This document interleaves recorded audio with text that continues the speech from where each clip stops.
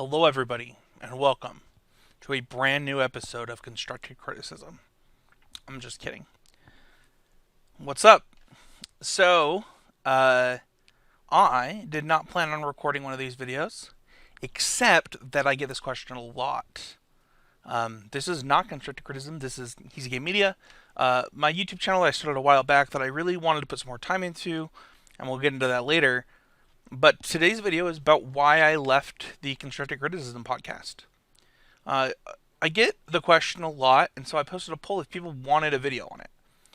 And, the other thing that happens quite a bit is people ask me when I'm coming back to constructive criticism. And if this is your first time here, hit that, subscribe button, hit that like button. It means a lot to me. Um, because I know that you're here from something that I care about a lot, and that means the world to me. But I want to be honest when I start this video by saying I'm not coming back. I'm not. I'm not gonna be the host of constructive criticism probably ever again. Uh, but I want to tell you why. And this is not a sad video, to be honest. It's sad for me, but it shouldn't be sad for you. So, January of 2014. It was actually probably December of 2013, but I don't think it got posted until January. We recorded and posted our first episode of Constructive Criticism. And in January of 2020, and 6 years later, I left Constructive Criticism. And, I think that it was a pretty amazing 6 years. It was 6 years that I wouldn't trade for anything. I put my heart and soul into it. It was 6 years of a grind. But in those 6 years, I had my marriage girl. I got married, I think, weeks before the podcast started. What year is it? It's 2020. I've been married for 6 years. Yeah, I got married a couple weeks before the podcast started. Uh, and I had my marriage grow. I've had a new career start. I had my first child, and some other really major life changes in those 6 years. And a lot of people, I think, one of the reasons that they related to me on the show is because they grew with me. Their lives changed and they improved as I was improving. And while like I said, it was these 6 amazing years that I wouldn't trade for anything in the world.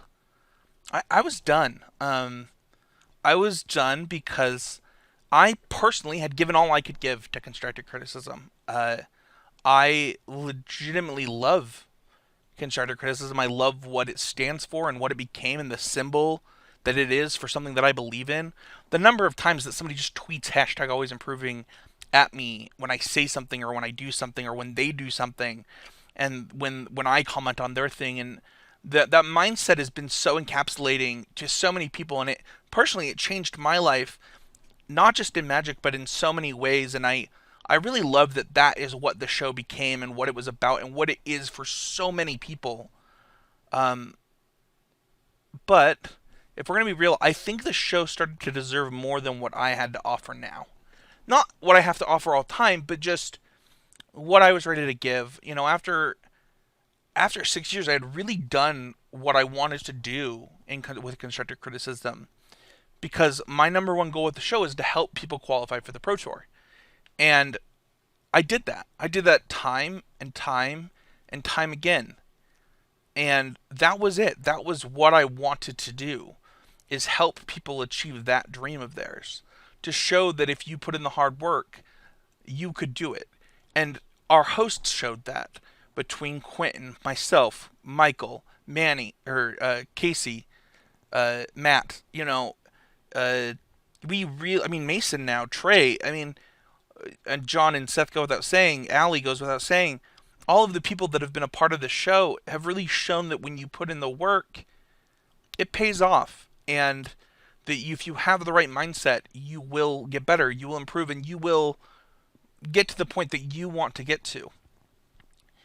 And, I think that as I helped listeners and tested with listeners and helped listeners get their first SCG top 8, and helped listeners get their first Pro Tour qualifications, and had listeners top 8 in Grand Prix, and them thanking me for those things meant a lot, and it kept me wanting to keep doing it. But at some point I just had to say that I was personally not in a position where I wanted to be the person helping people qualify for the Pro Tour anymore because I personally didn't want to do it myself.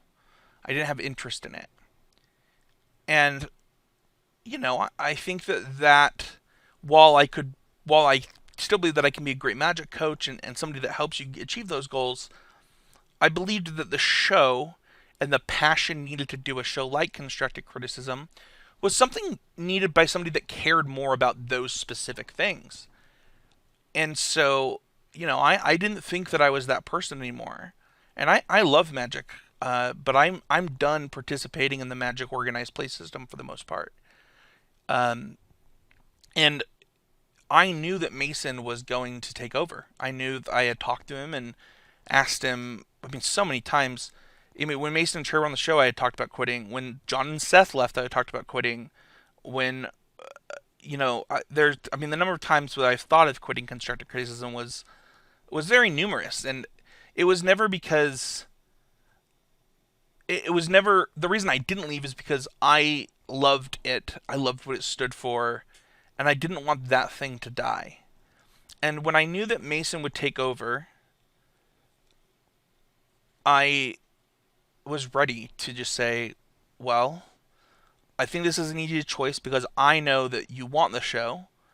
I trust you to do a great job in both creating amazing content and just connecting with people and helping them achieve their goals. And he was kind of, in my opinion, like the perfect person to do that. And for me, as the owner of the show and the network and everything that we're building, I felt like my time had kind of run its course. I didn't need to be the I didn't need to be held down by me, right? It was time to give it to the next person. And it's much easier to give your baby away when you're giving it away to like your uncle. I don't know how to say it. But it was a lot easier when I was able to let go because of Mason. And I just honestly wasn't happy doing the show at the level that I was doing it. We did some really great episodes with me and Matt at the end that were really fun, and I think that it was great content. But it was hard to get that out of me, and I think the listeners deserve more than the amount of effort that I was happy putting in. I was putting it in, but I was unhappy doing it, if that makes sense.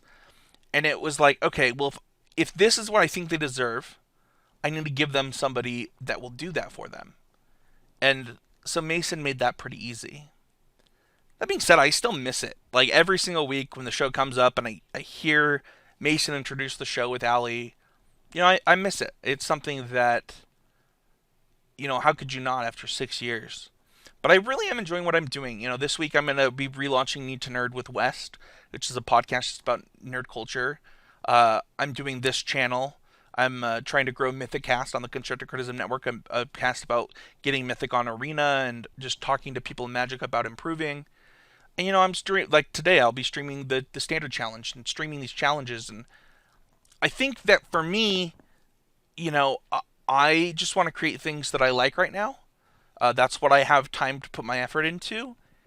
Not that I don't like constructive criticism, so don't take it that way. But like, I I couldn't give constructive criticism what it deserves in my head, and that's because I love it so much. Like it's my baby. It is the thing I've worked the hardest on in my entire life, and so I'm a person that's really hard on myself. And so if I know that I could do better at this thing that I love so much, it kind of just hurts when I feel like I'm not giving it enough and enjoying my time. And for that reason, I just had to give it to the person that I thought would do that. And now I can move on to the projects that, you know, maybe I'm not quite as, I don't want to say invested, but that I'm not quite as hard on myself for. Like, there's a lot of room to grow and a lot of room to learn. And I, the thing about constructive criticism is like, I knew what I needed to do. And it made it harder for me because I expect a lot of myself, and there's nothing wrong with CC in that way, but I was wrong for it. CC is so amazing in what the message it's trying to convey and how it's trying to help people.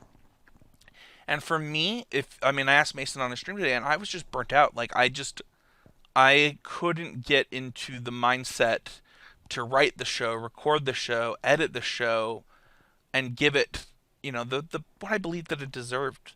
And I believe that Mason has that. And so for me, it was just time to move on. I hope that that is a good enough answer for people.